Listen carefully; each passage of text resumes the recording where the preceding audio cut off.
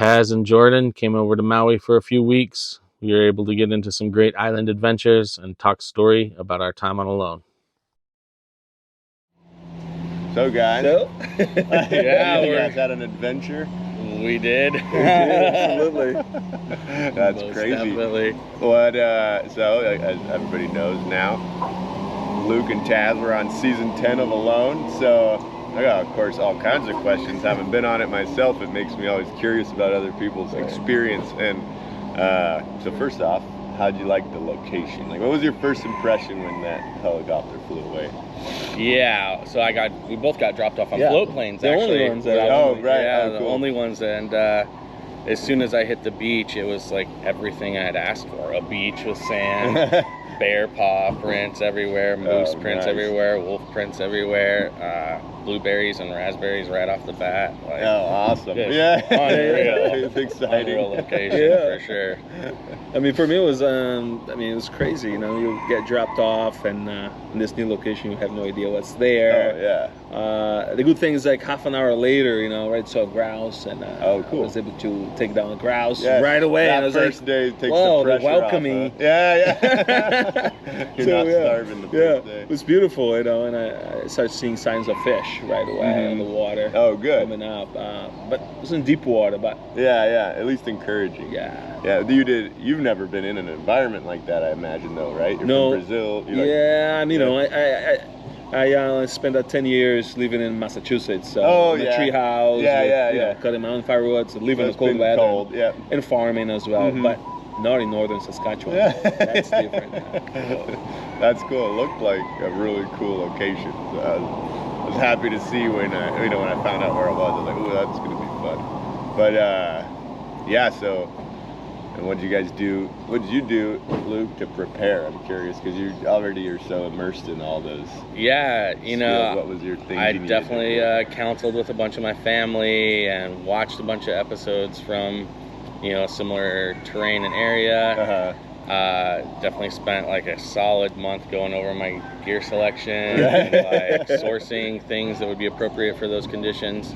Did you have any hacks of your gear that you thought were creative? Yeah, I took a shovel, and so I replaced the handle on the shovel with a piece of cedar. So I was able to use that as part of my friction fire kit. Oh, genius, yeah. Right. And because I knew that the materials up there were going to be really scarce and difficult to use for friction fire. So. Oh, yeah. Good move, good move. Yeah. And then, is there something you would have not taken in hindsight or swapped out in hindsight? Yeah, definitely. I probably would have left the multi-tool and the saw behind and just taken the machete. Yeah, crazy. Yeah. That would have been cool. It's funny because for me, like, you know, I grew up with machete, right? That's South American. Right, the B-tool. Yeah, exactly. Right? But, you know, going to a northern boreal forest, you need an axe. And I grew up using axe as well. A lot of people like, you know, you're gonna get hurt and stuff like that. But I decided to bring the axe and, you know, left the saw behind. Yeah, and I think that's smart. I didn't really miss at all. But I think based on how you handle the tool and your own intimacy with the tool, right?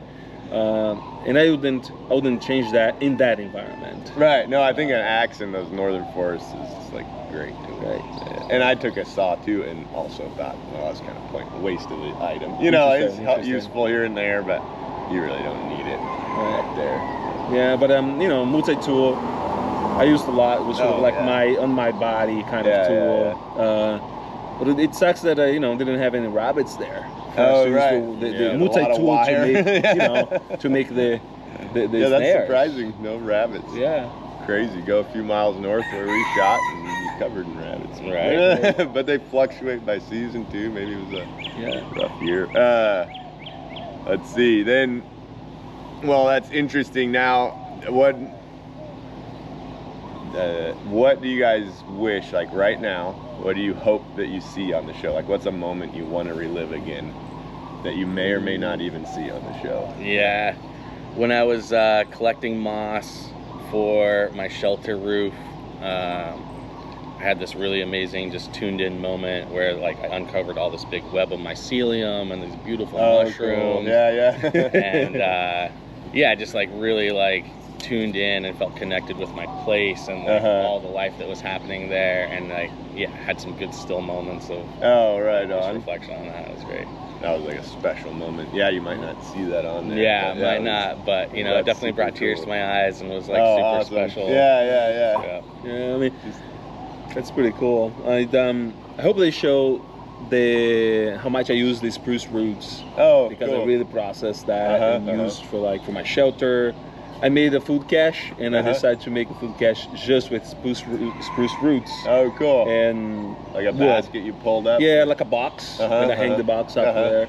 So hopefully, because I put a lot of work into it, that'd be fun to see. That's cool. That will be cool to see. Yeah, those spruce roots are useful up there. Now, what else did you guys make that you were? So in my experience when I went up there, it was like, it felt like half of what I was doing was like my prior knowledge and just experience, but honestly half of it was just like on the spot ingenuity. You're also just creating stuff. So were you proud of some of those creations? Totally. I made a blueberry rake out of a bucket that I found that made awesome. Harvesting blueberries like Good way faster. Way faster. Instead of taking like 5 hours to pick 3 or 4 quarts, it would take like 30 minutes. That's why you're able to make blueberry cakes. Yeah, that's why I was able to stack up the blueberries like that for sure. Right. That's good. And the dehydration, right? Make the dehydration system too.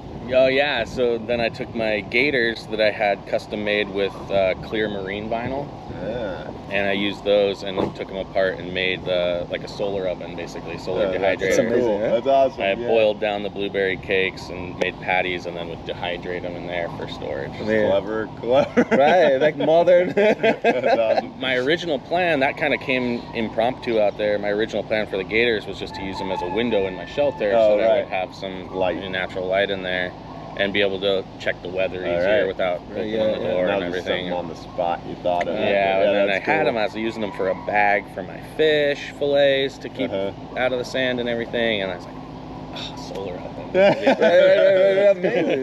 Yeah, those gators had a lot of uses. Yeah, I made so, and then I made a canoe before. I made one canoe before going to the show, but it was a failure. I sunk with it. Like I made the whole thing, went to the pond, and then like, it was too small. And but the design was like, you would look at it and you're like, this looks good. It's like very symmetrical, very nice, but not enough ribs and not enough material there. So my second try was on the show. Awesome. And it was like, as you say, just making and figuring it out. Right. It was perfect. Oh, that's awesome. It was, you could bounce, you could do whatever you want. It would, Well, that's a good thing about making one that sinks is you probably learn more than if you would have had it work. Right. That's cool. Yeah. So, were you able to catch fish? Was it useful? It was useful. I think I underutilized that because I was also learning about the fish. So I should have used them going on deep water. The problem is to use the canoe. The problem is to use the canoe, you have to contact them 2 hours before. It's just like doesn't fit. You can't do it on the whim. If you're working outside and you look, the fish is coming out, right? And you're like, the time is now. That would be a pain. So I didn't use a lot because of that kind of, inconvenience. Did you guys both use nets? I took a gill net with me, monofilament gill net, and I caught 4 fish on it, but it wasn't as successful as I thought. Probably my set or my location wasn't proper for it. So your bows were the right size. I talked to the fishing game people before we went out and got their recommendation for size, and it was right on track with that. So I didn't bring the fishing gill net. I didn't bring gill net, but I calculated and the line that.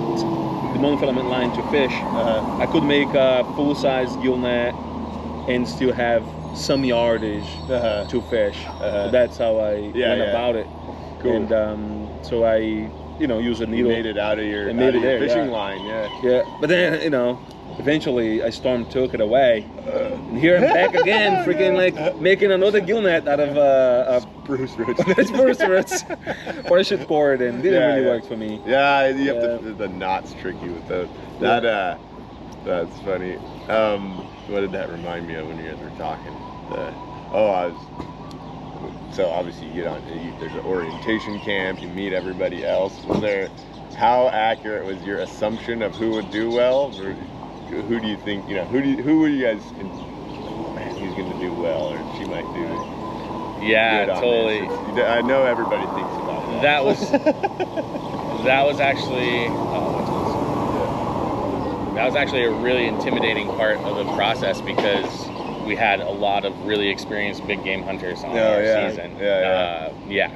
And there was definitely a lot of big game where I was at on my island. Assuming somebody killed someone. Every time I missed a shot, I was like, Alan wouldn't miss that shot, and Wyatt wouldn't miss that shot. Cade definitely wouldn't miss that shot. So somebody's got something big is definitely a huge part of my assumptions. Happening out there. Right. And so you felt like, without big game, you had to like really make it happen, I'm sure. Yeah, like using the fish. And my strategy was just go all in on fish, and if big game happens to come around, go for it. Yeah. And that was a similar strategy that I had, focus on fish as an investment, right? Get fish, invest it, on your energy, on your body, to be able to pursue a big game. Right. So I didn't see any big game, not even a sign of any bear, not much berry. There was a sign of moose, but I was in a very isolated island, and didn't see. I saw caribou, so that was beautiful. But in terms of when you're in the boot camp or whatever, you size everyone up. It's like, oh my God, that guy. Right. So the Georgian guy, Mikey, I really thought, before I knew his experience, I really thought that his personality was sort of like, this guy will win. It's just friendly, like a kid on a playground, but with a lot of experience. Right? And at the lodge, prior to launching, Cade was for me like, this guy's gonna get whatever shows in front of him. He's gonna take down, because he's so good with the bow. And I was surprised, that he was not able, to do that. And he tried like definitely not for lack of effort. He went all in. He went all in. Totally.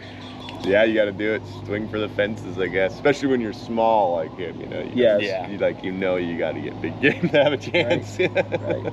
So that's cool. No, that's interesting. The other question, of course, is what was the hardest thing about it, and what surprised you about it? Like maybe. Yeah. So I was mostly surprised about actually how easy it was. Right. The hardest part was base camp, and like just not knowing what your location was going to be like, getting to know all the other players, and being intimidated by all the head games, and the talents of the other players and everything. That was definitely the hardest part. But once I hit the ground, I just felt incredibly at home and stoked on my location. That's cool. So the hardest part was all the worry that led up to the actual event. Hilarious. Not even during the event, you didn't feel too worried. One of the hardest part for me was like choosing the tools, like your 10 items. That was hard, because I didn't bring any rations, and I was bringing a translucent tarp to build a canoe, to invest in a canoe. But then I had to leave the saw behind, or a ration of salt. So that was hard. That consumed a lot of my. Getting that grouse is awesome. First day, it's like, I just got my ration. Exactly. And I talked with you before going there, and that was one thing that you said. It's like, well, you get a fish, and there you go. That's your ration. Totally. Right. Free item. Right. That's cool. That was hard. But when I got there, I didn't feel really like lonely. It was hard not to share the fun moments. Like when I got the first grouse, I saw the grouse, and oh my God, shot the grouse, and just fell on the ground. And I looked to the side to celebrate. Nobody. No one there. You're like, wait. But it's just in everyday life, we just do that all the time. Look. Right. There's nobody there. I felt like with the cameras, it was almost like you felt like you had somebody there. Like it was like you felt like you're sharing your experience. I don't feel like the loneliness cut as deep because of that. Definitely. You're like, oh man, it's an opportunity to share all this in a way. But to a point of weirdness, though. Yeah. That's what the son, he was just talking about narrating everything. I am going to get water, but there's no camera on. You're like, why am I narrating that? Like, what the hell? Totally. Yeah, speaking to nobody. And even when I was speaking to the camera, I don't think it ever really clicked that it's like, oh, there's 35 million viewers behind that camera. Right. I was talking to the directors, to Pender and to Raph and the post directors, you know. Right. That's who I envisioned was behind the camera. I just kept my conversation a little bit with them. Oh yeah, interesting. Yeah. Right on. Was that filming process come pretty naturally, or did it seem like a pain to you? You know, there was moments where it was really fun, and I was like excited, like, oh, they're gonna love this shot. This is gonna look so cool. And then there was moments where I was like, this is ridiculous. Like, I gotta focus on just doing my work and not worry about the camera. Tipping over. Like by day 30, when you start to feel, you know, in your body, and you're like, and you're making a task, and you put one camera there, and you sit back. So getting up, you know, and sitting down, it's kind of hard. You're like, it's like, oh damn it, it's too close, and you put a little bit back the camera, and it's like, it's still too close, and you keep like just energy you don't have. Yeah, you're like, fuck this, okay. Yeah, that's tiring. Yeah. See that. And then let's see. Did it feel like you were out there for a long time? Like, did the days time go by fast, slow? Could you tell? There wasn't near enough hours in a day. Every time it started to get dark, I was like, what? Like, this day just flew by. I've been doing so much, been so busy. I only ate at night, so those really helped those early night hours pass, and then I was passed out from being so tired. So, no, the days flew by really quickly. You know, day 21 when I tapped was like, it felt like I'd only been there for a week. Oh really just starting to get into my groove when I got sick. It sounds like, oh man, on that. So I guess you can mention that. How'd that play out for you? Yeah, you know, I boiled a couple pots of water when I made grouse stew the first day. I got a grouse as well. And that was the only water I boiled for that stew, because after that I really didn't have time to be doing that, and my pot was in constant use for boiling blueberries. So constantly doing that. So I was just drinking water straight out of the lake. I did have a lot of bear poop and moose poop and bird poop on my beach where I was accessing the water. So it was concerning to me, like from the beginning, really, about not treating my water. Which, when I got sick, I had the runs for several days, and then, but now I assume that's from eating so much blueberry and fish oil. But then when I got food poisoning, is what I've now determined that it was, I linked those two events together, the runs from the blueberries and then getting the really bad shits from the food poisoning, and I assumed that I was on a downward spiral with Giardia or some other waterborne illness.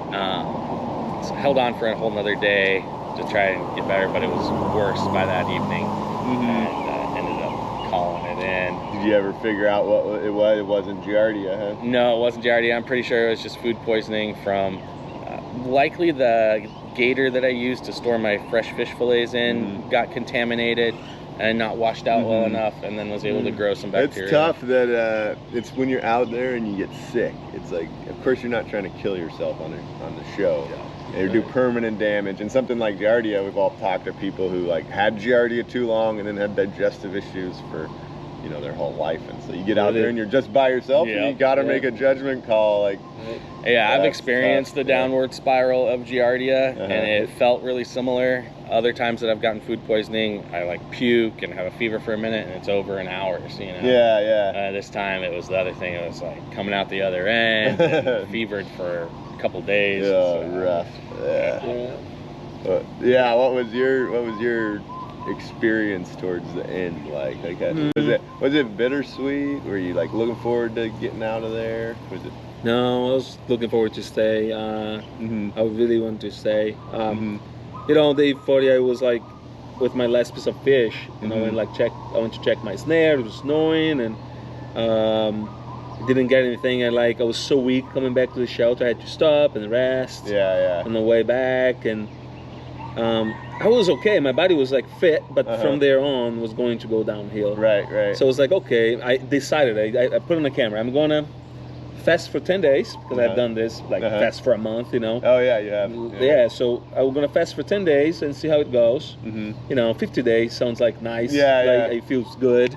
And I'll go from there. I might get lucky, get some fish.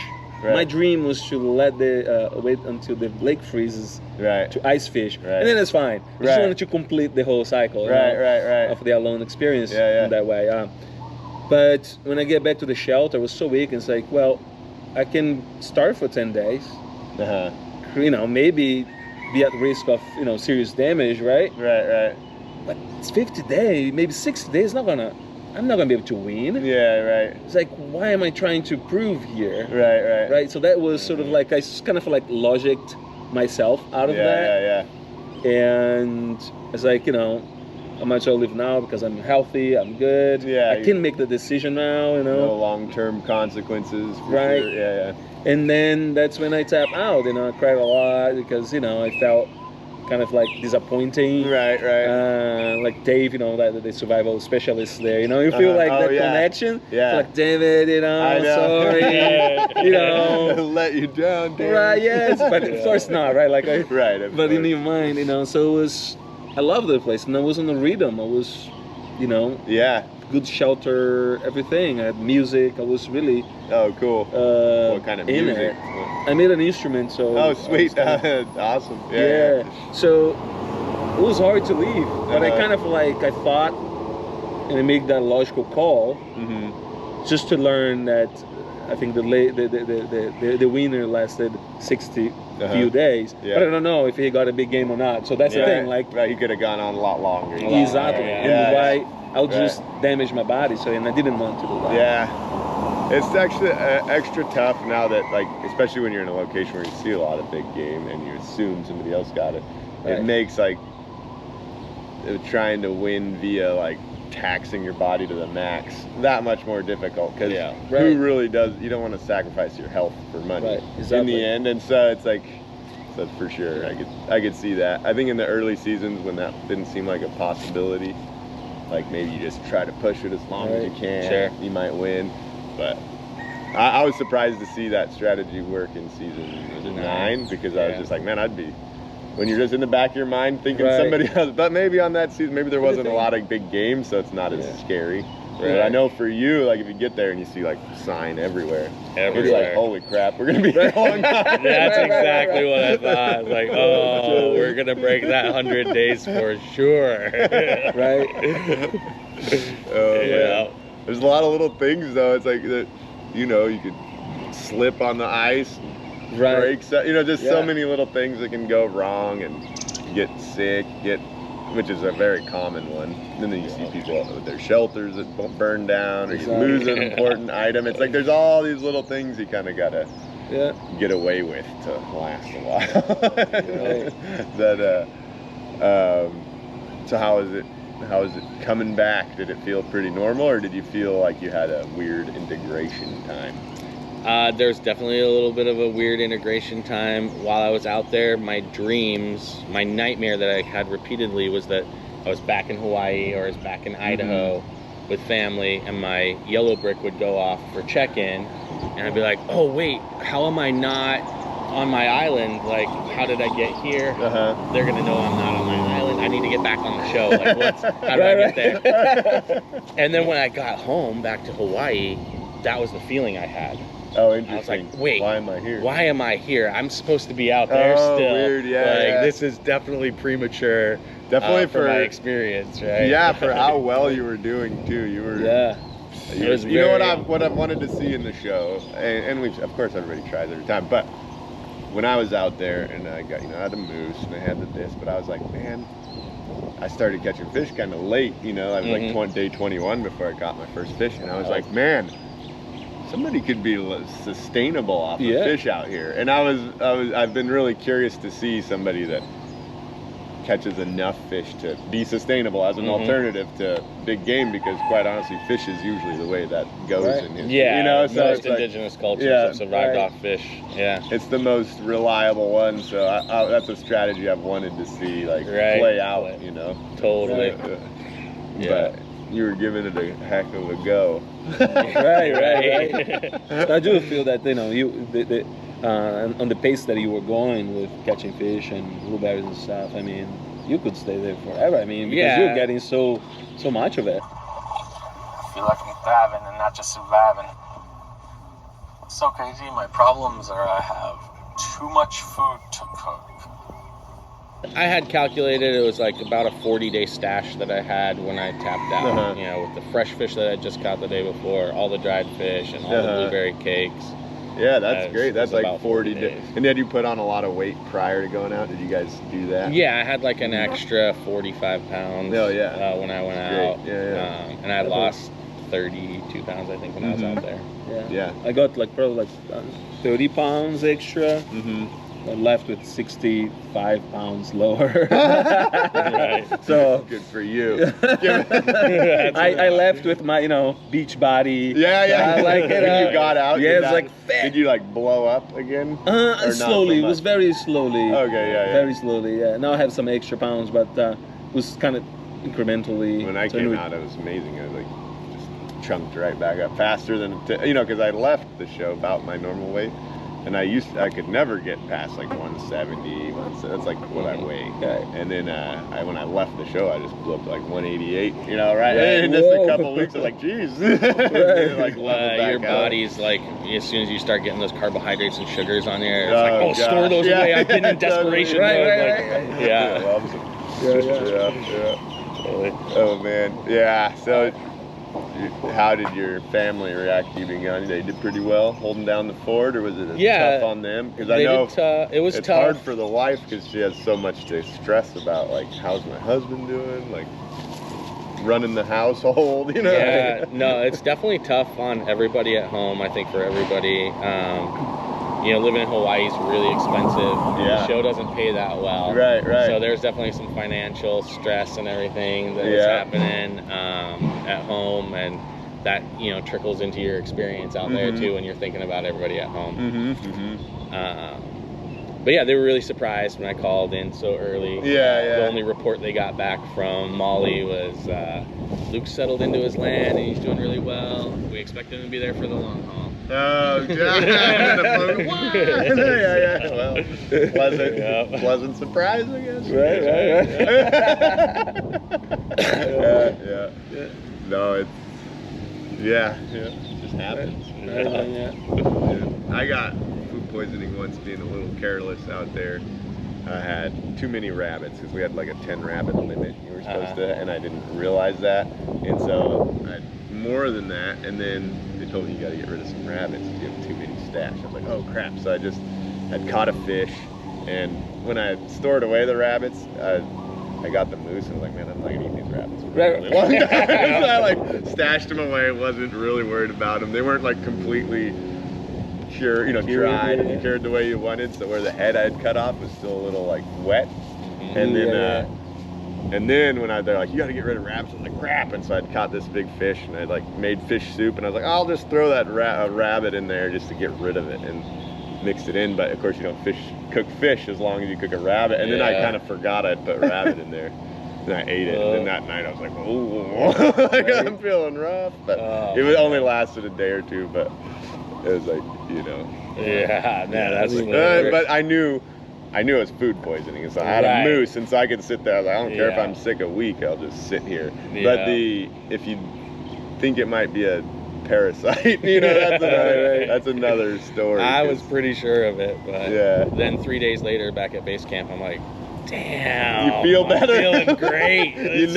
Throw me back out there. Never did you want to be sick more. Totally. This better last month.